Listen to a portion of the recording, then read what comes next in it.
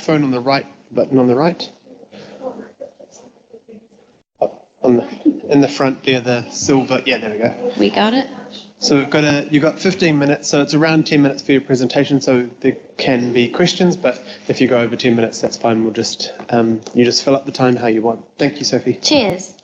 Kia ora, ko Sophie toku ingoa, ko tēnei taku mihi ki ngā tangata whenua o te rohe nei. Ka mihi aku ki ngā tapu o te rohe nei. Apologies, I'm not in a suit. I'm an urban farmer and a composter, and I've come straight from Eden Park today where I just composted all of the organic waste from the FIFA game last night, which was awesome. I was going to go home and suit up, but I had a feeling I'd be seeing enough collared shirts today. When I found out that I'd be speaking alongside like 20 property developers, I knew I needed to represent as much of my community as possible. So I've been having meetings for the past week or so with as many community voices as I can to try and bring their voice into this hui. I'm from Fridays for Future. I consulted with Generation Zero, School Strike for Climate, New Zealand Ethnic and Migrant Women's Association, Mana Rākau, Community Support Coalition in Manukau and Roskill, Urban Farmers Alliance and Bike Auckland, to name a few, to form my opinions. I don't speak for these groups, but my kōrero is informed by them. They would love to be in attendance as well, but it is extremely difficult to attend these types of hui when you're not resourced by an organisation to do so. Today my question for the councillors really is, what is your vision of a thriving Tāmaki Makaurau and what future are we actually trying to develop here? The draft plan says some pretty good stuff, pretty bare minimum stuff. All the groups agreed we do not want you to pause this vision. We want you to go much, much further with it. The 30-year vision for Tāmaki Makaurau will determine how we plan and build our city to not only survive but thrive under a changing climate. This plan will determine how people are enabled to live their lives and how I will spend the prime of my life, 25 to 55. So in our group workshops, we had 3 main points that were consistently repeated, and this is what we want. Green infrastructure. Green spaces are the best climate-ready infrastructure we can possibly have. It is absolutely urgent that we do not build on fertile soils, ngahari or vegetated areas during a climate emergency. This is a baseline. We need to ensure we limit greenfield development and urban sprawl as much as possible. We want density, but we also want high-density environments in our city for non-human residents. We want daylight streams, canopy coverage, and local food systems like urban market gardens. We want to live within ecosystems that support our well-being and our survival, because it is a matter of human survival, because it is a worsening climate. So while many are here today to retain profits, I am here today to ask you to help us to retain hope. For a beautiful future, for a meaningful future where we are safe with nature and not afraid of the impacts of living in an imbalanced world. The floods were continually coming up. As a junior high school student, students learn about the hydrologic cycle and how trees and green spaces interact with water in 4 key ways that create stable water systems. Interception, mature trees can hold up 50,000 litres of water, slowing its flow, and root systems to prevent erosion. Absorption, plants will drink water and store water in their bodies. Preferential water flow pathways, tree root systems create waterway pathways through the soil that move water off the surface and into the aquifer. And transpiration, trees breathe in CO2 and emit water vapour and oxygen. There are hygroscopic bacteria in the stomata of plants' leaves that make water drops bind together and form clouds that are local, that create local consistent rain patterns. When we have evaporation off of concrete, that bacteria is not present, and we have a lot of water vapour blowing into the ocean and forming giant cyclones. The word tree is mentioned 4 times in the 122-page document that defines our next 30 years. The word economy is mentioned 47 times. Humans are symbiotic with nature. Kids know to jump into piles of crunchy leaves because there is bacteria inside decaying foliage that is symbiotic with our brain, that enables our brain to better digest serotonin. We want to live with nature. We need density done right with nature included, and this is green infrastructure that needs to be a part of any new development. It's not just for ecology or well-being, this is city infrastructure. Parks, creeks, community gardens, forests, urban farms, infrastructure. The second thing was safe homes and connected communities, and that was not about stormwater pipes and rail, though we love those things.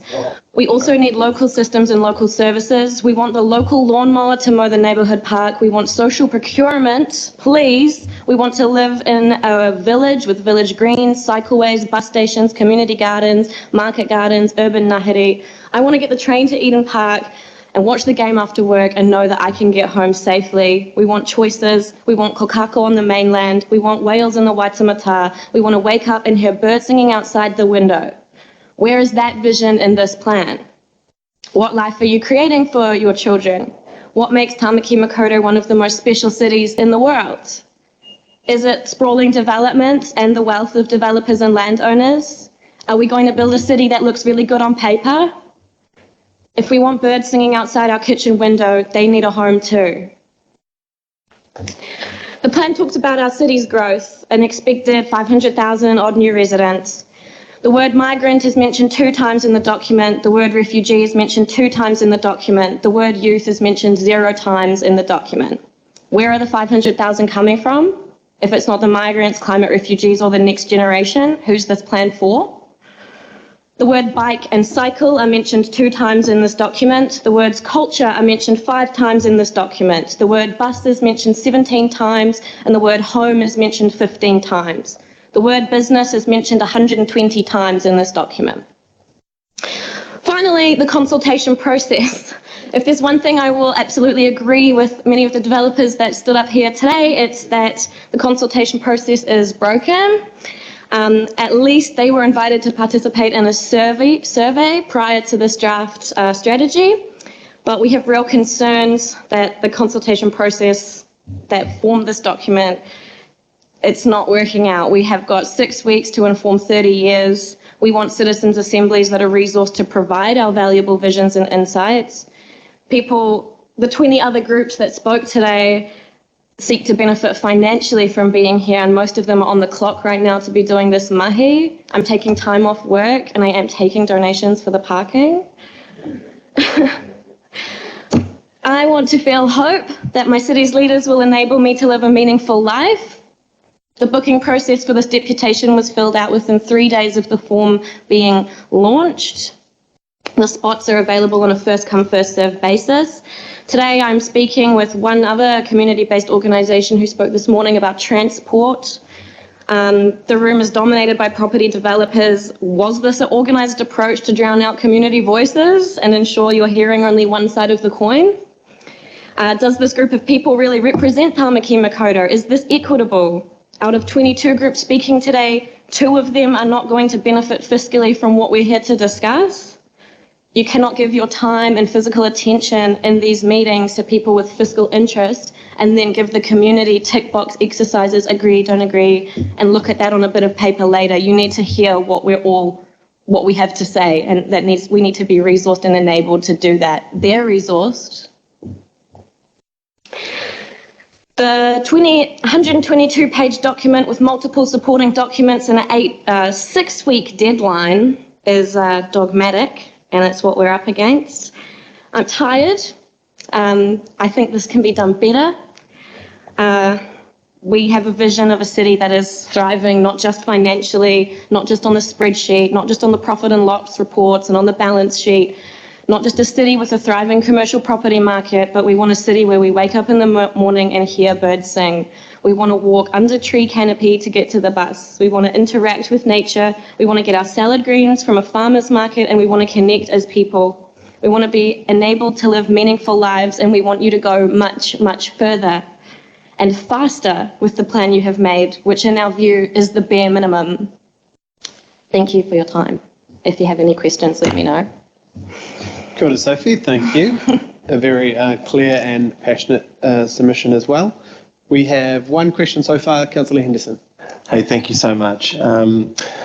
Council talks a big game encouraging a compact urban form, but in your opinion, do you think we actually put that into practice, and do we actually believe in the words that we're saying?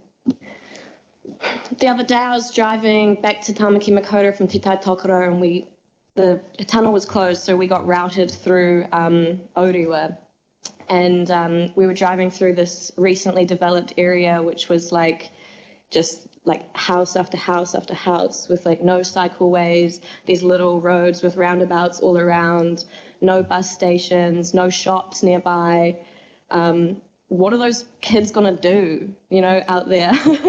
There's nowhere they can get to, there's nowhere they can go. I think council we are just starting to do density, but we need to do density for both the people and for the ecosystems that support us. Thank you. Thanks. Thank you. Councillor Dalton. Sophie, thank you so much. You bring some energy into the room, and to be able to hold a vision like that is just inspiring. It is possible, but it just takes courage, right? An investment, and for other people to see that vision. And other people like you around this table would be very helpful. Could you do you mind sending through your presentation? Because I'm really interested in the statistics that you found in that report, or lack of. Yeah, well, control F in your document.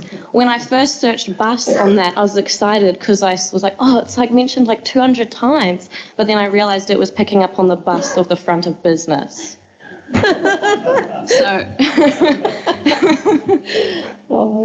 Thank you, Sophie. Thank you, Sophie. I guess one question, and I know Generation Zero, I remember before I was a councillor, Generation Zero, the hottest kind of group of the time on density rather than, sprawl, and the whole pressure from some of the communities building the Generation Zero at the time around wanting to live in density or apartments or closer to the city.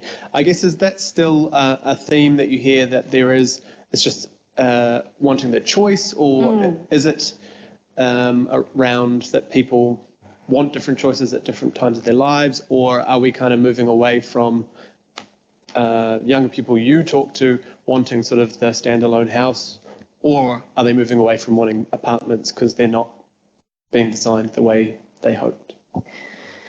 It'd be great to have apartments where we also had access to green spaces that were really tangible and beautiful and interactive and meaningful. I think that's a common thread that came up. In the groups I spoke to, many were youth-based, but there were also older people present. And one thing that we've found about what we kept hearing is that living a life that's actually easy to live, that's convenient, where the things that you need are around you, is really important. So if you're in an apartment, if you're in a unit, if you're in a villa, you want to be able to access things around you easily. So public transport was major. I think there's not really an aversion to high density living, but there's an aversion to inaccessible high density living. So these places being built that they don't have a village around them. They don't have a fruit shop and a garden and a park and a playground and a library. We want to be around those things so it's convenient for us to live our lives. We only get 2 out of the 7 days of the week to just enjoy life, really, right? And in those 2 days, we don't want to be spending it hightailing up and down the city. We want to be enjoying the environment and the community we have around us. Cool. Thank you very much. Given us a lot to think about. We'll just check there's no other questions online. Cool. No, thank you, Sophie, and thanks for bringing some of the other organisations that couldn't make the cut for today into this room. Thank you. Right, we now